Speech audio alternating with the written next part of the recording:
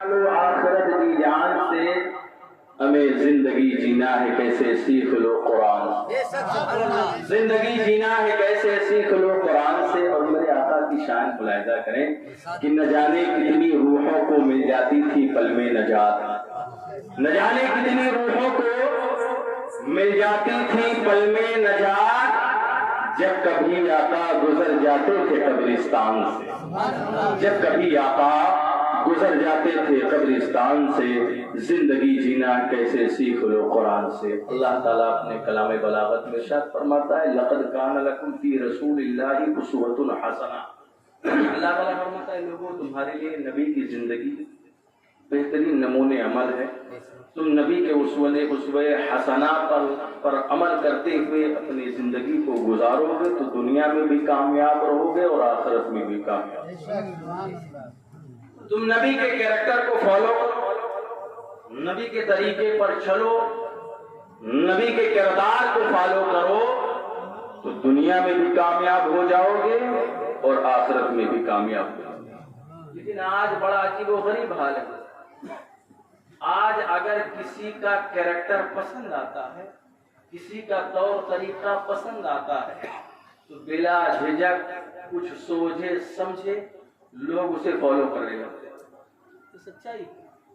लेकिन याद रखो कि अगर तुम्हें किसी का तरीका, किसी की स्टाइल, किसी का कैरेक्टर पसंद आ रहा है और तुम उसे फॉलो कर रहे हो, उस पर अमल कर रहे हो, तो अमल करने से पहले ये जरूर देख लेना कि मैं जिसके किरदार को अदा कर रहा हूं, जिसके कैरेक्टर को फॉलो कर रहा हूं, बरोज़े क़यामत अल्लाह ताला इसके साथ सुलूक क्या करेगा। इसके साथ अल्लाह ताला सुलूक क्या करेगा। इसलिए कि तुम जिसकी स्टाइल को अपनाओगे, आज हमारे समाज में बहुत तरीके के स्टाइल लोगों के अंदर आ गए, खासतौर से नौजवानों के अंदर। तुरंत उसे अपनी जिंदगी में ढाल लेते, उस कैरेक्टर को अदा करने, उसी अदाकारा के जैसे स्टाइल अदा करने की कोशिश करते हैं। तो सच्चाई है। लेकिन वो भूल गए कि जिसने इस तरीके को, इस कैरेक्टर को दुनिया में आज इजाद किया है और रोज़े क़यामत अल्लाह ताला उसके साथ क्या शुरू करेगा। पता चला कि जिसने कैरेक्टर को आजाद किया और जो अमल करेगा, उसके कैरेक्टर को फॉलो करेगा, उस किरदार को अपनी जिंदगी में ढालेगा, उसी पर चलेगा, तो जो कैरेक्टर इजाद करने वालों का जो हश्र होगा वही उसके किरदार के फॉलो करने वालों का भी होगा। इसलिए अल्लाह ने कुरान में ऐलान फरमाया, लक़द कान लकुम फी रसूलिल्लाहि उस्वतुन हसना। ऐ लोगों, तुम्हारे लिए नबी की जिंदगी, नबी का उसवे हसना बेहतरीन है। तुम नबी के कैरेक्टर को फॉलो करो, नबी के किरदार को अपना लो। इसलिए बरोज़े क़यामत जो सुलूक अल्लाह ताला अपने महबूब के साथ करेगा वही उसके किरदार के फॉलो करने वालों के भी साथ। ये जरूर देखो, हमें शादी किस अंदाज में करनी, मौलाना मौलवी से पूछ के जरूरत है नहीं। देख लो मेरे आका ने कैसे कहा। लेकिन और बहुत सारी चीजें तो हम खूब जानते हैं, लेकिन कुछ ऐसी जगह पर है वहाँ उलमाए कराम कोई भी फतवा, कोई भी बात लोग सुनना गवारा नहीं करता। वहाँ अपनी चलाते हैं, बाप दादा वाली चलाते हैं। अफसोस होता है, मेरे आका ने बता दिया किस अंदाज में तुम शादी करो। इसे पूछने की जरूरत। साहबा ने पूछा था, या रसूल अल्लाह हम शादी करें तो कैसे करें। मेरे आका ने फरमाया था, 4 चीजों को देख लेना, तुम शादी कर ले। रसूलुल्लाह वो 4 चीजें क्या है।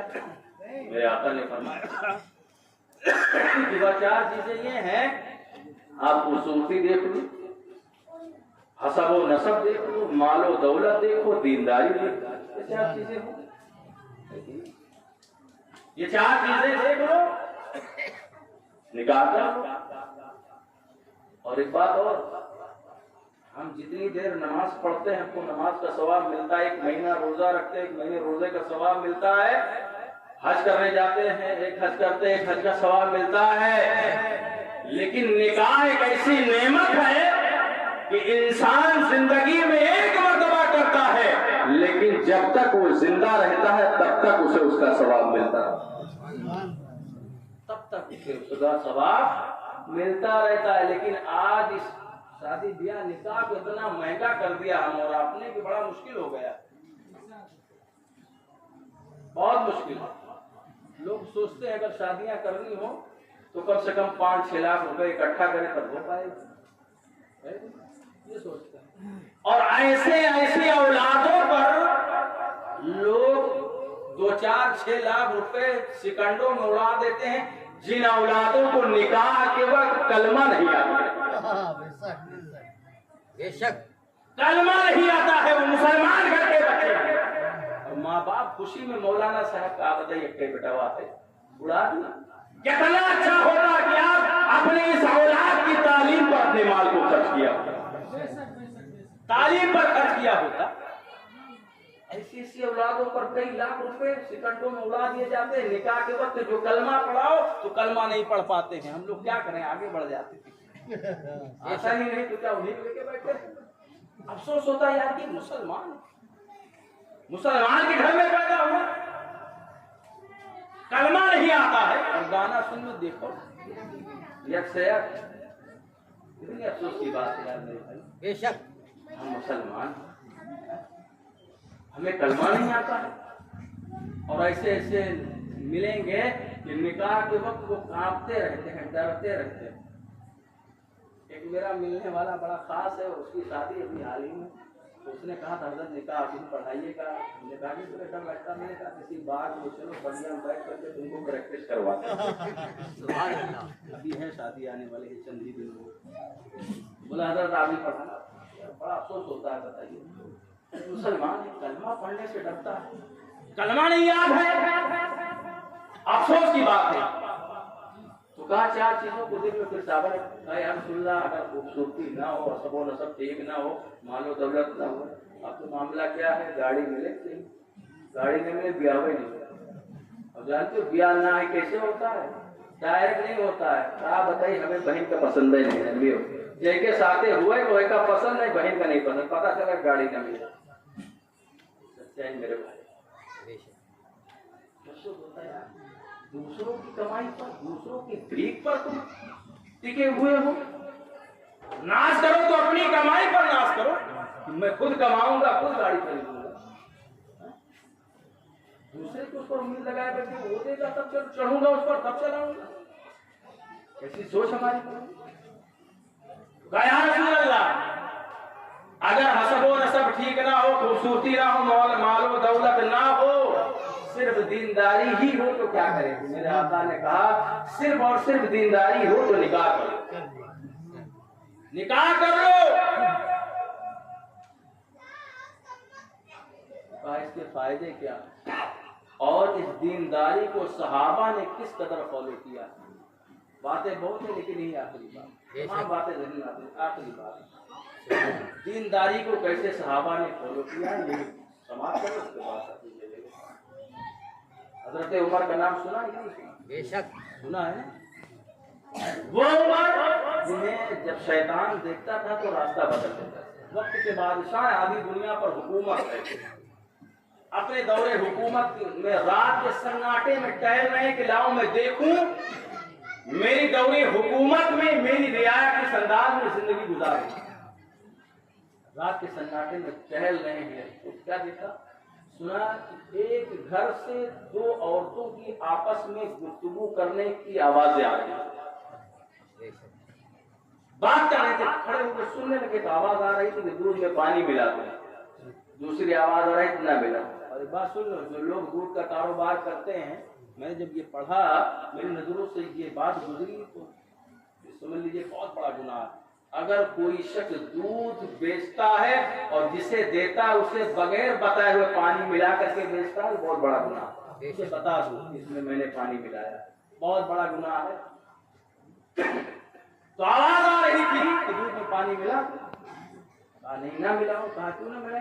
कहा कि हजरत उमर ने कहा किसी की अमानत में खयानत नहीं करनी चाहिए। फिर आवाज आई नहीं मिला तो हजरत उमर थोड़ी देख रहे, फिर आवाज नहीं ना मिला हो। हजरत उमर तो नहीं देख रहे हैं लेकिन सुभान अल्लाह। उमर का खुदा को देख रहा है ना मिलाओ। उस दर की निशानदेही करके चले गए, दरबार लगा, दरबार में बुलवाया।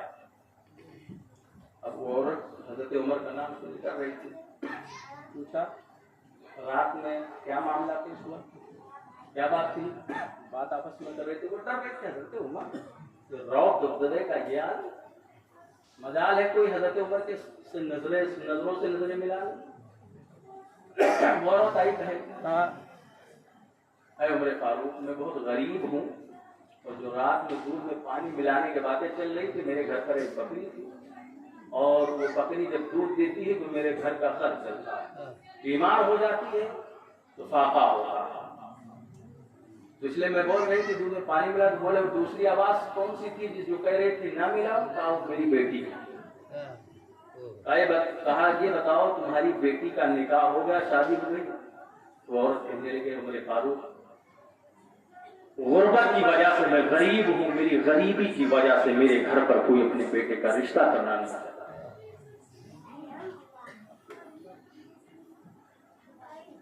कहा मेरी गुर्बत की वजह से मेरे घर पर कोई रिश्ता करना नहीं चाहता। तो कहा बहन ये बताओ क्या तुम अपनी उस बेटी का रिश्ता करना चाहती हो, शादी करना चाहती हो? कहा उमर फारूक, मेरे घर पर कौन, मैं तो गरीब हूँ, मेरे घर पर कौन रिश्ता करेगा, कौन शादी करेगा मेरी? कहा नहीं, अगर तुम हाँ कहो तो रिश्ता पक्का। तो कहा उमर फारूक, पहले जो मेरे घर पर रिश्ता करेगा तो मेरी गुर्बत के बारे में तो जान लो, मैं कितनी गरीब हूँ, कुछ दे नहीं सकती। तो कहा है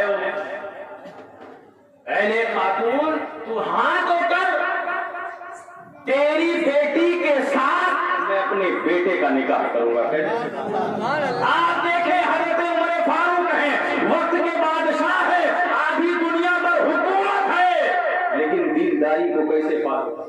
आज अगर गांव का बीडीसी कोई बन जाता है तो अपने आप को प्रधानमंत्री गिनता है, अगर कहीं वो खुदा न खास्ता प्रधान बन गया तो वक्त का वो अपने आप को बादशाह समझने लगता है। लेकिन आओ देखो उमर फारूक को कि आधी दुनिया पर हुकूमत, वक्त के बादशाह है, लेकिन रिश्ता के उमर फारूक, मैं गरीब हूँ, दहेज में देने के लिए मेरे पास कुछ है नहीं। तो मेरे फारूक ने है मेरी बहन, मुझे तो दहेज मिल चुका है। कहा मैंने दिया नहीं, मिला कर। कहा है मेरी बहन, रात के सन्नाटे में जो तुम्हारे और तुम्हारी बेटी के दरमियान में दूध में पानी मिलाने की बातें हो रही थी, आपने कहा दूध में पानी मिला दो, तुम्हारी लड़की ने मना किया, तुम्हारे फारूक ने कहा है किसी की अमानत में खयान नहीं करनी चाहिए, फिर आपने कहा था क्या होते उमर फारूक थोड़ी देख रहे हैं, मिला दो। तो आपकी लड़की ने कहा था अरे अम्मी जान, उमर फारूक को नहीं देख रहे हैं लेकिन उमर का घोड़ा को देख रहा है। अरे मेरी बहन, तुम्हारी लड़की की यही बात मेरे लिए सबसे बड़ा जहेज है। अरे खातून जाओ, शादी की तैयारियां करो, मैं अपने बेटे अब्दुल्ला के साथ तुम्हारी लड़की का निकाह। ऐसे यार दीनदारी किया।